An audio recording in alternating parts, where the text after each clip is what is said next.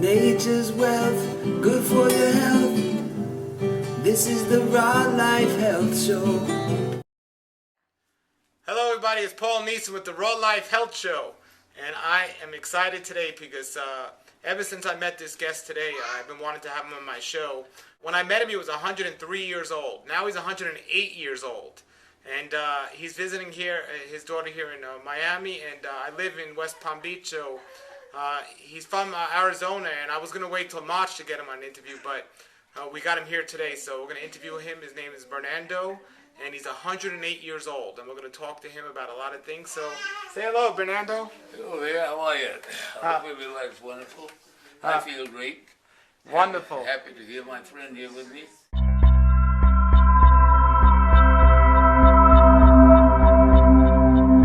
First of all, I was told by my father over 100 years ago that the first priority in life should be your health.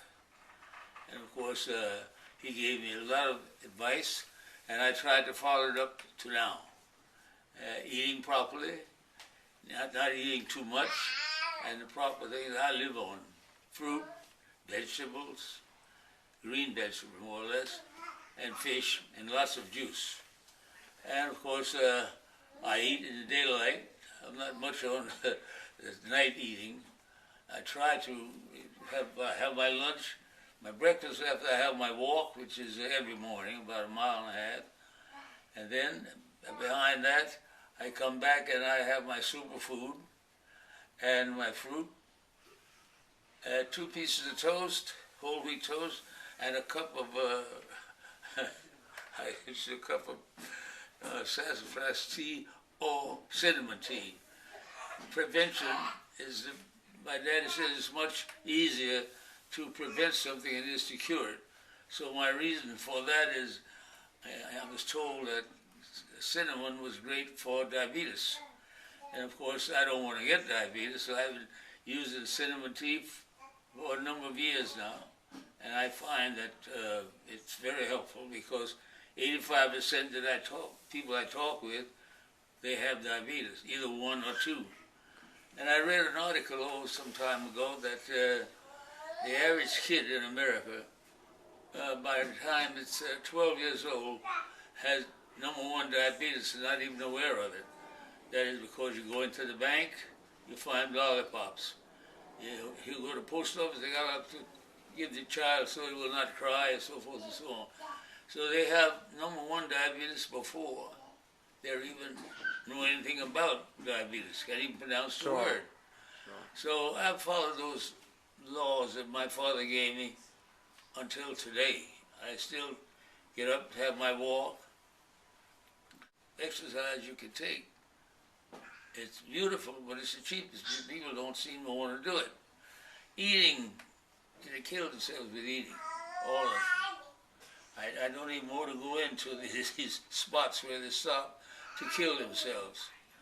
If you have a regular time to eat, and not too much, and of course the proper diet, which is green vegetables, fruit, juice, and fish. I've been living on it for years. I was a chef on the liners for many years, and they used to laugh at me. Geez, this guy eats crazy. You never see him eat a piece of meat. Blah, blah, blah. I say, well, you may call it crazy, but it suits me. But all those fellas now are dead. Was there a certain age where you said, this isn't just a normal thing here, this is pretty special? I was about 23 years of age when I started to work on the George Washington. And I noticed that they didn't have anything which I had been accustomed to eating, and I bought my own stuff. I started with my cinnamon tea. I started with my regular vegetables that I ate before, because on ship they were fresh vegetables then. I'm talking about over 50 years ago, because I retired in 57, September the 7th. And I ate good for many years. Of course, we had a better fruit then because it didn't have all the chemicals and whatnot in it that it has now. Everything was fresh, more or less. Fruits we get from the tropics, which was along Jamaica and the coast of Cuba and down as far as Panama and back. Just to give somebody an idea of your age, I remember when I was driving with you when we were hanging out last time, and you told me you knew the Yankees before they were called the Yankees. Oh yes, oh yes, that I certainly do. Well, I remember when Babe Ruth came to him before he came to him. Oh yes, I remember the Yankees. They were called the Highlanders. They named them the Yankees way after that. So you saw Babe Ruth play baseball? Well, Huh? Babe, I saw them all. Lou Gehrig, I was there when he retired. I was there when he came. I know the history of the baseball, the Yankees. As a matter of fact, I'm still a Yankee fan. Wow. I'll always be a Yankee fan. Wow. So tell us, getting back to your health tips and everything else, you tell us you eat mostly fruits and vegetables and a little fish. Other than fish, do you eat any other animal products such as any dairy or any meat? No, I'll tell you. There's one meat that I eat, and that's about once a year. That's lamb. And of course I do that because of the fact it was served at the Lord's Supper. I don't know anywhere in the Bible where it mentions steak or chicken or anything of that nature. All that lamb. As a matter of fact, I saw a show about a month ago, and I forgot the name of the show now, but it was showing how the meats and chickens and everything were raised in America. And if you saw that show, I don't think anybody would bother with meat anymore. What about dairy products such as milk or cheese? No, I don't. I might have a little cheese once in a while, but that's once in a while because we go back to moderation. You can have a steak once in a while. You can have a drink once in a while. But if you're going to crowd your system with it, it's not going to deal. I've never been sick. I've lived many years.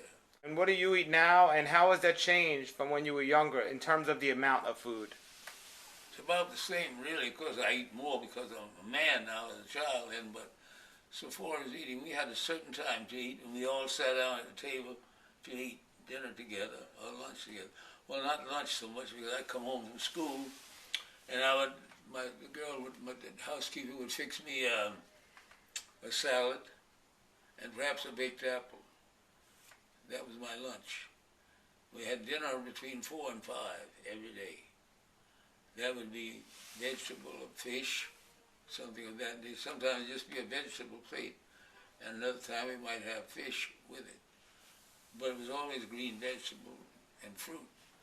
And how many times a day do you normally eat? 3 times, but my breakfast, as I told you earlier, that's very light. I might have a slice of whole wheat toast, some peanut butter. This is all organic. It even has nuts in it, and a cup of my cinnamon tea. That's it. Now I have a bowl of fruit, which is mostly mixed fruit, cantaloupe.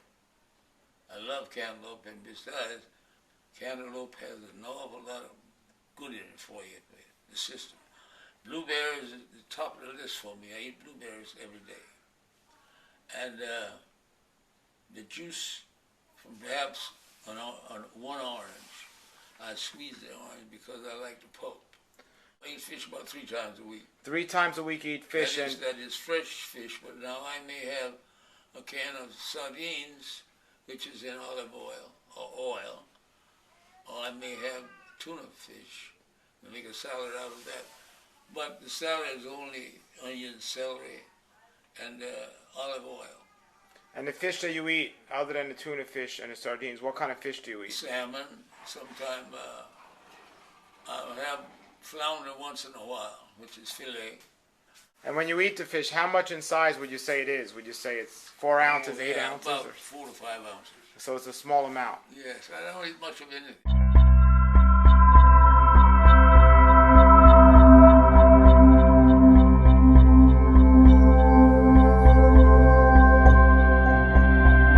Nature's wealth, good for your health. This is the Raw Life Health Show.